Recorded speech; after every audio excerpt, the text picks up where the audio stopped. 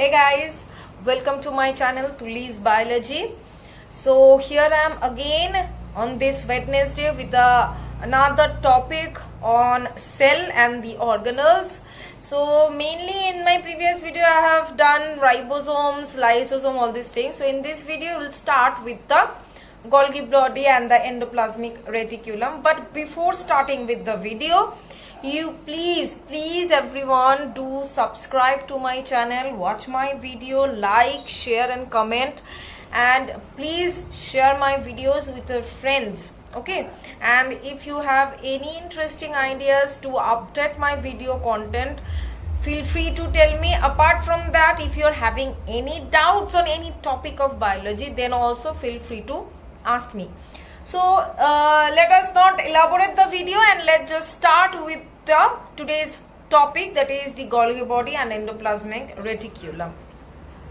So let us start with the topic of Golgi body. What are they? These are generally stacked like flattened single membrane bound structure. That means these organelles are single membrane bound,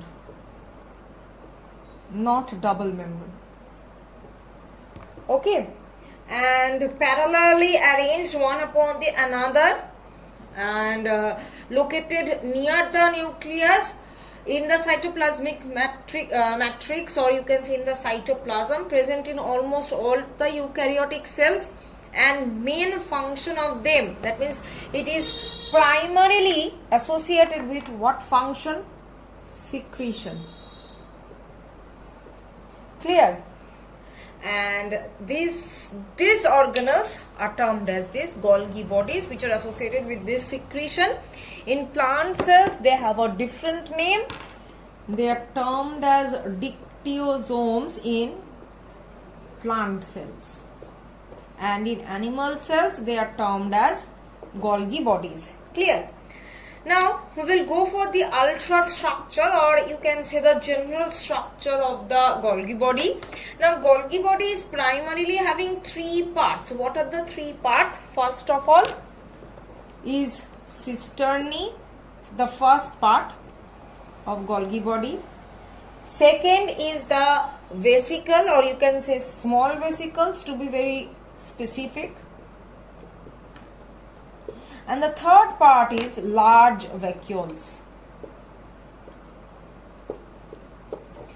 So these are the three parts of the Golgi body. Okay, now we will go for the first part, that is cisternae. What are these? These are actually flattened sac-like structure parallelly arranged one upon the another. Actually they are being piled up. Generally the Golgi body look like this. So each of this thing is termed as the cisternae. Okay, and this Golgi body is having two face.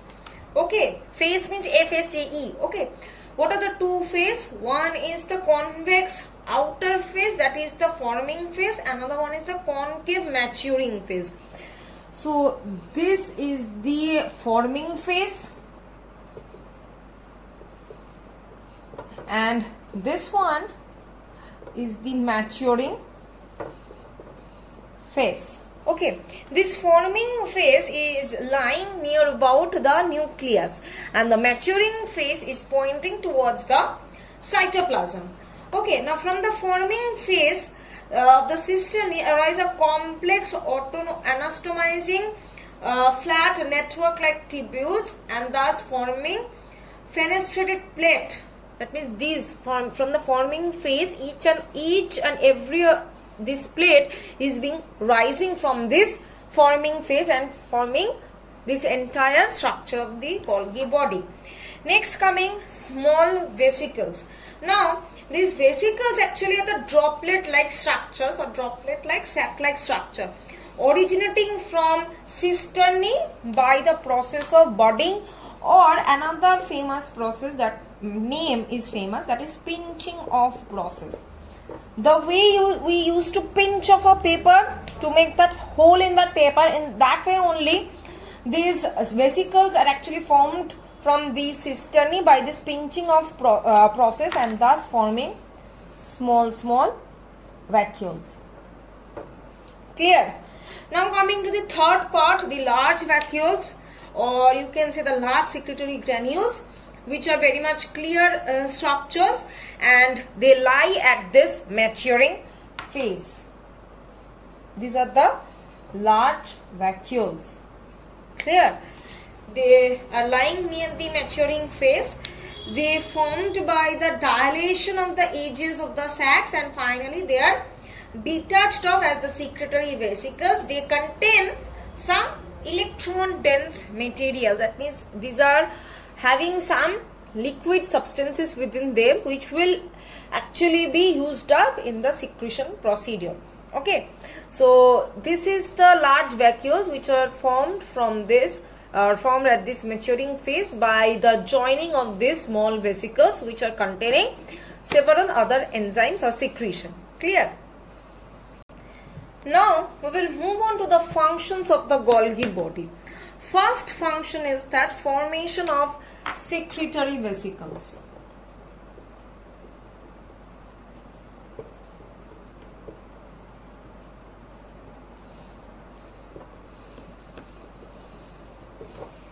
You see, the terminal ends of the cisternae which are being pinched off to form the secretory vesicles, which is those secretory vesicles, that means the small vesicles, they are containing an enzyme, okay, or some particular protein like substance.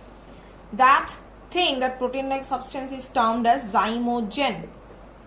Okay, these zymogen granules discharge their contents outside through the cell membrane. Now these vesicles discharge all the content of these vesicles along with these zymogen granules outside the cell membrane.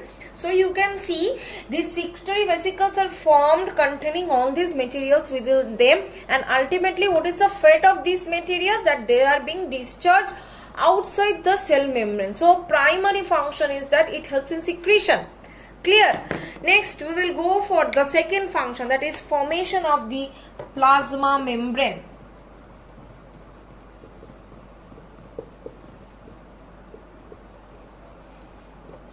We know that the animal cells, plant cells, both have this plasma membrane. Now the secretory granules which are originating from these Golgi bodies, they actually fuse with this plasma membrane, and thus they help in the formation of the new plasma membrane. Okay, that means in order to form the new plasma membrane, we require the secretory vesicles, or we require the secretion. Apart from this, we require the old plasma membrane as well. Number 3 is that formation of cell wall. It is observed in plant cell. Okay.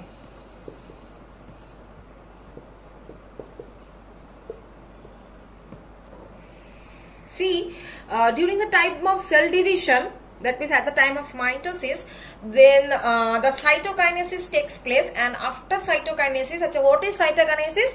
The cytokinesis is the division of the cytoplasm. So after the division of the cytoplasm, the cell must have a cell wall.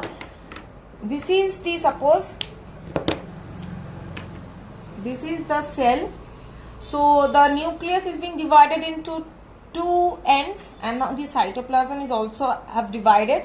Now there must be, these two cells must be divided, the cytokinesis must take place, and they should be bounded by a cell plate, or you can say the cell wall.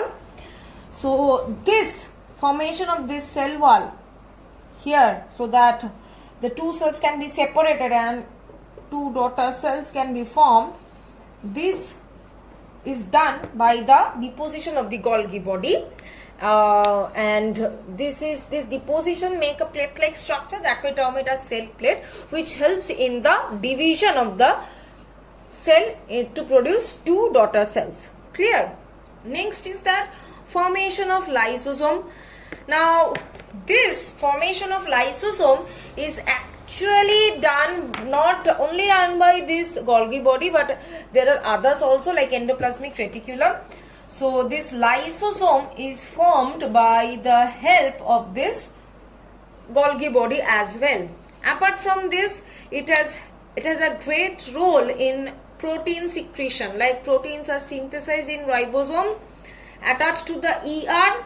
Now the protein from the ER goes to Golgi body, where it is concentrated as the zymogen granules, and these granules are released from the Golgi bodies and migrated to the surface of the cell. So these are the general functions of the Golgi bodies. Now we will move to the next organelle, that is endoplasmic reticulum. So our next organelle is endoplasmic reticulum. This is an interconnected system of membrane bound tubules and vesicles, which is forming an irregular reticulum, or you can say network like structure. Okay, network like structure within this cytoplasmic matrix is called this endoplasmic reticulum. Now my next question is that what is this endoplasmic reticulum is membrane bound, but how many membrane bound? It is single membrane bound.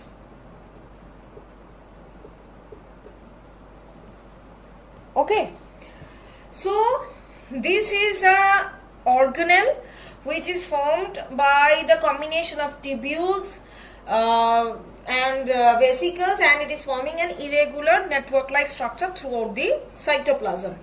Now if I go for the ultrastructure, it is again divided into three parts just like the Golgi body. The names are almost similar, but there are some differences. The first name is cisternae, or the first part is cisternae. The second part is vesicles, and the third part is tubules. So these are the three parts of the endoplasmic reticulum. Now if I go for the cisternae, then what is it? These are long, flattened, unbranched membrane bound tubules which are arranged parallelly to each other. Now vesicles means obviously some sac-like structures, small sac-like structures. These are the vesicles, and obviously it is membrane bound oval. And tubules are long branched structures forming the reticular system. That means this tubule is the one who is giving the network like appearance of the ER within the cytoplasm. Okay, now all of these membrane are unit membrane. Unit membrane means it is formed of PLP layer, protein lipid protein layer. Okay, and it is made up of as I've told, that protein lipid protein, the membrane just like the plasma membrane. And if I'm considering the types of ER or types of endoplasmic reticulum, then ER is actually of two types. ER means short form of endoplasmic reticulum. What are they? Smooth endoplasmic reticulum, and the other one is rough endoplasmic reticulum. Clear? Now smooth and rough, why it is termed so? Because smooth means the surface of it does not have ribosome on it, and rough endoplasmic reticulum means the surface is having the ribosome on it. That's why making the surface very rough. Now this is the general structure and types of endoplasmic reticulum. Now coming to the functions. The first function is that mechanical support. Now why do you think that it is giving a mechanical support? Because it is having tubules which is forming a network like structure, that is, it is being distributed throughout the cytoplasm thoroughly, forming a web like structure, thus giving a mechanical support inside the cell. Next is that circulation and exchange. This endoplasmic reticulum helps in intracellular transportation for the exchange of various substances. That means from outside the cell, some substances may enter into the cell. From the cytoplasm, some substances may enter into the nucleus through this ER. From nucleus, some substances can come out through the ER into the cytoplasm. From cytoplasm, many substances can be eliminated out into the extracellular space through the help of this ER. That means this endoplasmic reticulum helps in the circulation and transportation processes. Next is that it helps in the synthesizing of protein. Why? Because it is having ribosomes on it. Apart from this, it also synthesizes lipid, glycogen, etc. Various hormones, we all know that hormones, enzymes are proteinaceous in nature, and the endoplasmic reticulum, which are having the ribosomes on them, they can able to synthesize the hormones as well. Apart from this, it also helps in the secretion of HCl from the stomach cells. Another thing is that it helps in the formation of the new nuclear envelope after the nuclear division. So all these are the functions of the endoplasmic reticulum. So here we are finishing with the endoplasmic reticulum. Now we will move on to our next topic. So our next topic is microbodies. Okay, micro means small. Now generally these microbodies are spherical bodies, generally being single membrane bound. They can be of various shapes. They can be fine granular substance, sometimes crystalloid in structure, sometimes filamentous in structure. So their shapes can be, it is variable and very small in structure. Generally 3 types of microbodies are there. First one is peroxisome. Second one is spherosome. Third one is glyoxysome. So these are the 3 types of microbodies. Now we will look into the each and every types. This peroxisome, it is present in the liver and kidney cells, okay, and is associated with different biochemical enzymes. Now why it is termed as peroxisome? Because it can produce H2O2, hydrogen peroxide, and for this reason it is termed as peroxisome. And it is having various, it is associated with various enzymes, that is, it contains at least 50 different enzymes which takes part in various biochemical pathways which are going on in the cell. And as I have told you that it is having the ability to produce hydrogen peroxide, and that's why the name given peroxisome. It does contain another enzyme, that enzyme is termed as catalase. This enzyme is termed as safety valve. Why? Because this enzyme breaks this H2O2 and forms H2O and oxygen. That's why it is termed as safety valve. Generally, it is involved in the biosynthesis of lipid, this peroxisome, apart from other cellular activities. Now coming to the spherosome. This spherosome, it is also the microbody, a type of microbody, but it is found in plant cell. Remember, only this peroxisome is found in animal cell, but all this spherosome and glyoxysome, they are found in the plant cells, not in the animal cells. Clear? Now, this spherosome, which is found in this plant cell, generally spheroid in nature or spherical, produced from the ER or endoplasmic reticulum, and it contains some enzymes, phosphatase enzymes. Now, what are the functions it is related with? It helps in the metabolism of fatty acid and protein. Apart from this, it also in plant cells, these spherosomes are being referred as lysosome. Why? Because they actually help in the destruction of some unnatural components of the cell, but the spherosome are not at all not that much destructive as that of lysosome. Clear? Next is that glyoxysome, our third microbody, the peroxisome that convert the stored fatty acid to carbohydrate in the germinating plant with the help of glyoxylate cycle. Those are termed as glyoxysome. That means it is a type of peroxisome. They are just doing what? They are converting the fatty acid to carbohydrate in the germinating plant. Now, generally they are ovoid or circular in structure. Enzymes, what type of enzymes are present in them? Isocitrate lyase and maltase enzymes. Okay, and what are the functions of it? They regulate the fatty acid metabolism. They convert or transform the stored lipid to carbohydrate during germination. Apart from this, in the glyoxylate cycle, this fatty acid metabolized into acetyl-CoA and then succinic acid.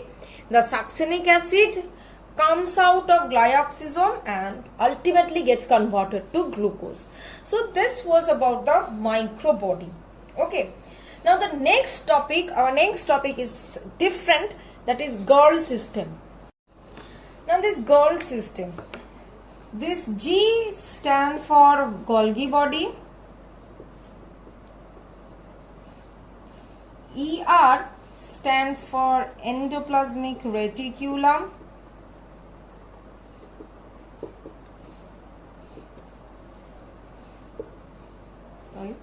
and this L stands for lysosome. So this is the Gall system. Okay, so the system of the cell organelle consisting the Golgi body, endoplasmic reticulum and lysosome, togetherly they take part in the process of cell secretion. This is termed as the Gall system. Now let us explain this one. First of all, in the endoplasmic reticulum of Golgi body, protein synthesis takes place. So at first, endoplasmic reticulum synthesizing protein. Why? Because it is containing what? Ribosome. So it is able or capable to synthesize protein. Next is that this protein, after getting covered by this membrane, enters into the forming phase of Golgi body. Remember the drawing like this.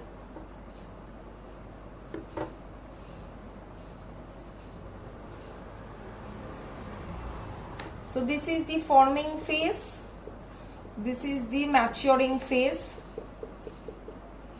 Remembered? So this protein, after being synthesized and being covered within a membrane, it enters into this forming phase of the Golgi body, and then it exits out, enters and exits, enter and exit each and every of the cisternae, and ultimately comes to the verge of this maturing phase, and here it is being released out as the secretory vesicle near this maturing phase. Now when this secretory vesicle contains the lytic enzyme, okay, it is known as the lysosome. So in this way, endoplasmic reticulum and Golgi body together take part in the formation of the lysosome. Clear? And this is the Gall system. Done? Now our next topic is cytoskeleton. What is cytoskeleton? This is actually a complex network of the protein filaments that is extending throughout the cytoplasm of the eukaryotic cell, responsible for various shapes of the cell and perform a well-directed movement of the cell. That means it is actually related with the movement and locomotion of the cell. And it is formed of three types of protein filaments. The cytoskeleton is actually formed of three types of protein filaments. What are they? Let us see. First of all, actin filaments.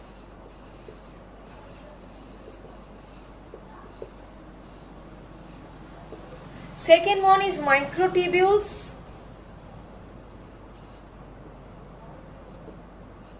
And third one is the intermediate filaments.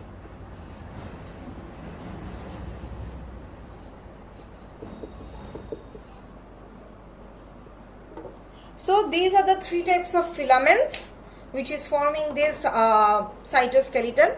Now each of these filament consists or composed of a specific subunit of the protein.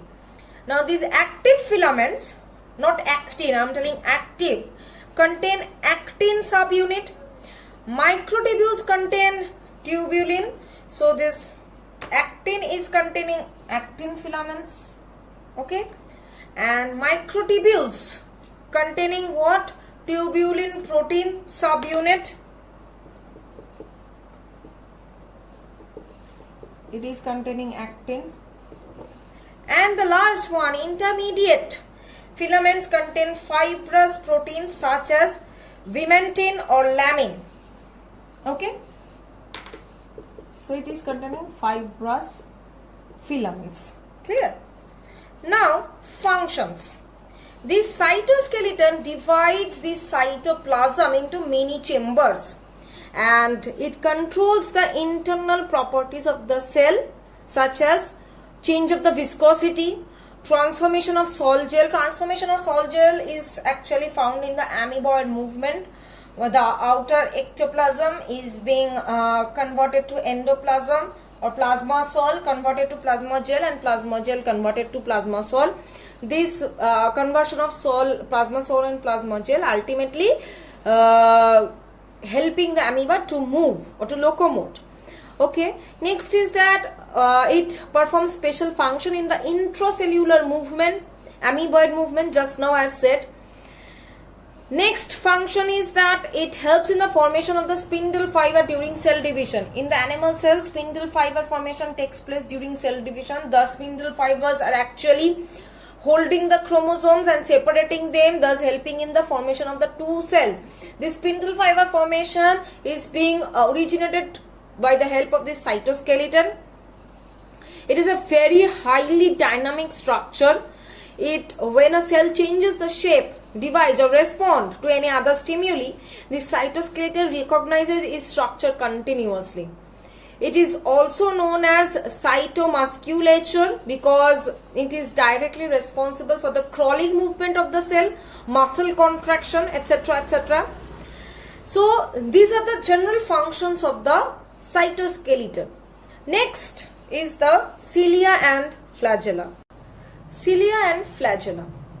Cilia and flagella, they are kind of similar structure but differ in their length and number. Cilia is the hair-like extended portion of the cell surface, actually the cell membrane, containing microtubules and responsible for the cell motility. That is the cilia or the flagella.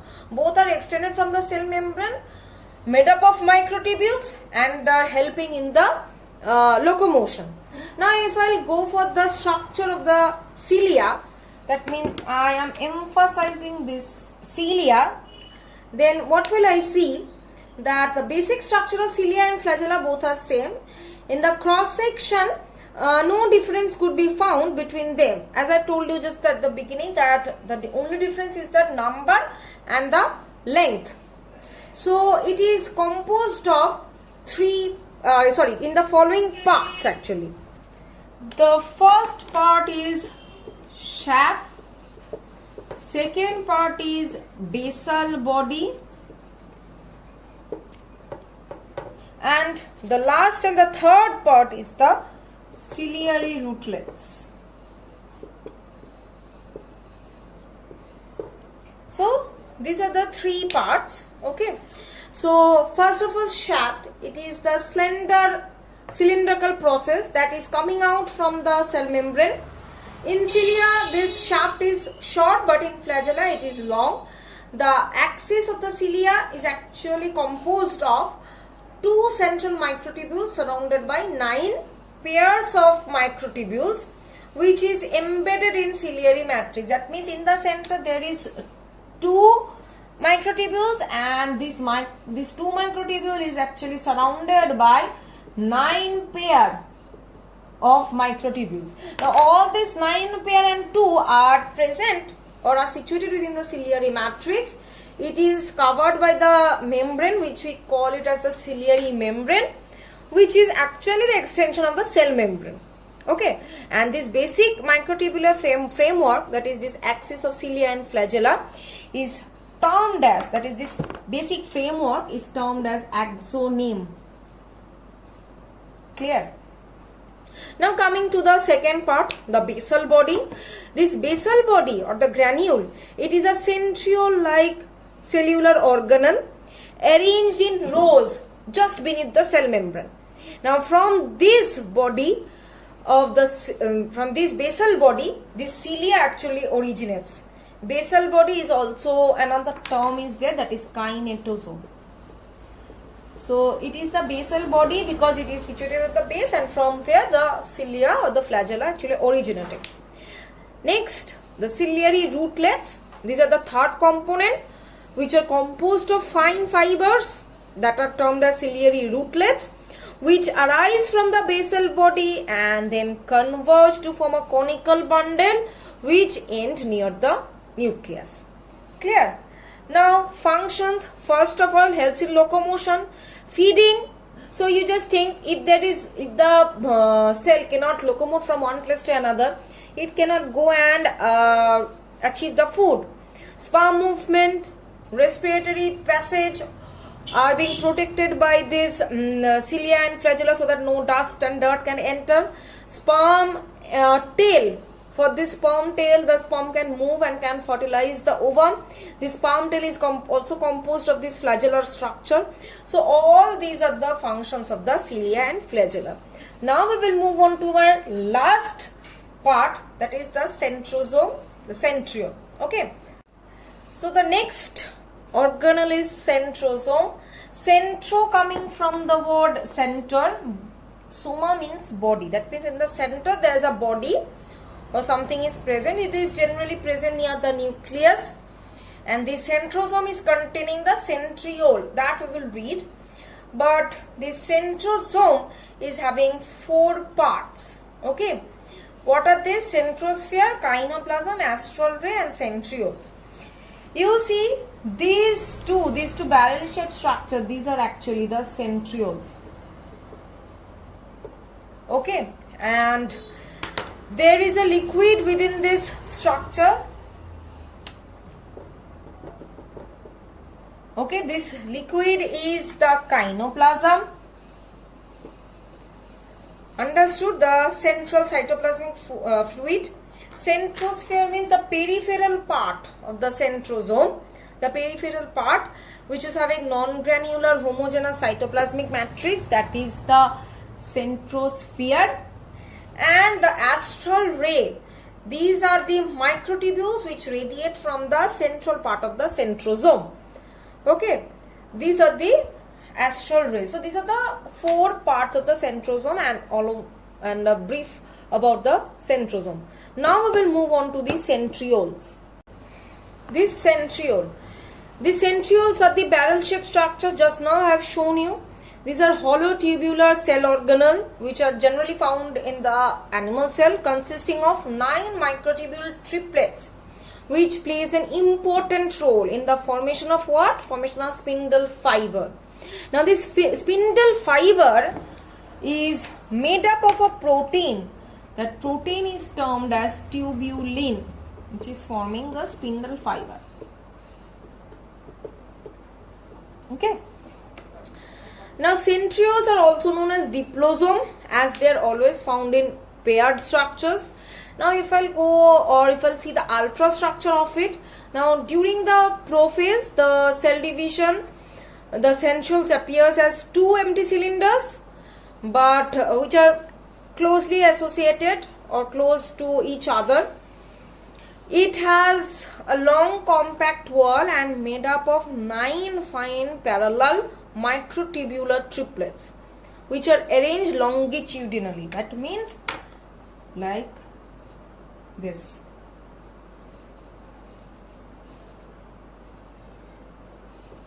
Like this it is being arranged. It's a 3D figure, no? So that way it is being arranged. Each of these microtubule is again made up of 3 subtubules or 3 subfibers. So microtubule formed of 3 subtubule. Now each of these subfiber or subtubule is 250 angstrom in diameter and they are running parallel to each other. Now these subtubules or three subtubules are designated as A, B and C. Okay. Now the A subfiber is cylindrical while B and C subfibers appear as C-shaped structure. Okay. In the transverse section. So A subfiber is made up of 13 tubulin subunits. And this A subfiber is connected with the C subfiber of another microtubule. That means how it actually looks like this. So these are the three subunits. Again, this is the three subfibers. The innermost one is A, middle one is B, and the outer one is C. You see, and again this one A, B, C. You see, A of this subfiber is connected with the C of another subfiber. So in this way it is being connected, and this A and C is connected by another microtubule. You see over here, this one. This is the linker DNA or CA linker, whatever you say. So the main functions of it, that it helps in mitosis, that means cell division process, mitotic poles when the centrosome is going, for the spindle fiber formation, for that process. Ciliogenesis, that means to form cilia flagella, formation of the sperm tail.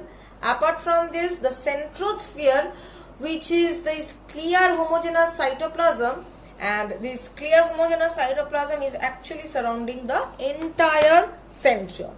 So this was all about the centriole. Here the entire cell organelle and the entire topic of cell is done.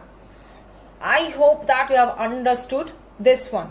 The entire concept of cell is done.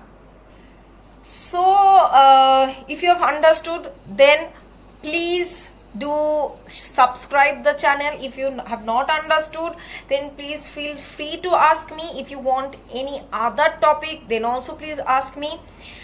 Please subscribe to my channel, watch my videos, share my videos with your friends, and hopefully I can come up with many other videos on many other topic. So till then, stay tuned to my channel. Stay safe in this pandemic situation, everyone. Bye bye.